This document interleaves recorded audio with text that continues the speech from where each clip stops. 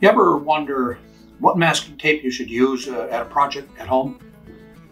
Well, here's a little advice in choosing a 3M masking tape. 3M manufactures a line of tapes that are ideal for household use and for professional use.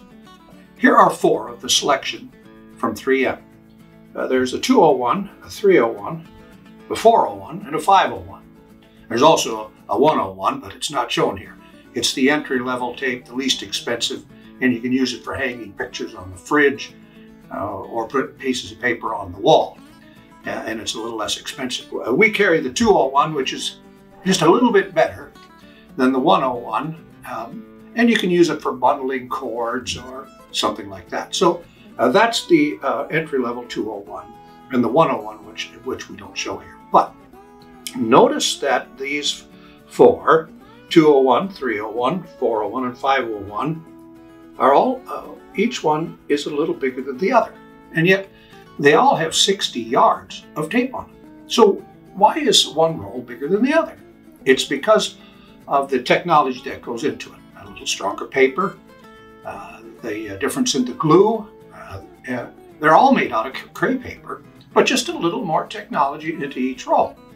So this one, as we mentioned earlier, is for basics, wrapping cords or bundling, and again, putting pictures on the fridge or paper on the wall, maybe even for labeling.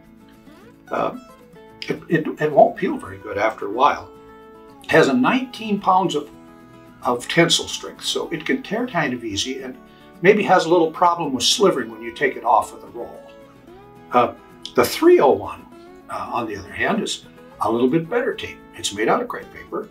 It's got some stretchability, so you can conform it to a little bit of a curve. And then it'll also give you a nice paint line. It has a pull strength of 22 pounds, so it's a little stronger than the cheaper tapes. You won't have as much trouble with it breaking. It'll take temperatures up to 225 degrees for 30 minutes, so it can be maybe out in the sun or something like that and get a little bit hot, and you still won't have a lot of trouble peeling it off the wall. I know that's one thing that people don't like, is when the tape sticks too well, and then you try to make a paint line, then you try to peel the tape off, and then you get the next layer of paint that comes right off with it. You don't want that. So this is a pretty good tape for that. That's entry level for painting and getting a nice paint line. A 401 is even better. You get a nicer paint line. It's got more stretchability. It has 25 pounds of tensile strength, so you can really get some stretch on it when you're moving around corners. 250 degrees for 30 minutes. It'll take that much heat. So the tapes are a little bit better as we go up in the quality. Now, the one I have at home is this one, which I find very useful at home for practically everything. And these two are very good. There's a lot of people buying these 2 tapes. The 501, on the other hand, is maybe a little overkill for most, even for most cabinet shops and households. This one is designed for high temperature and maybe baking.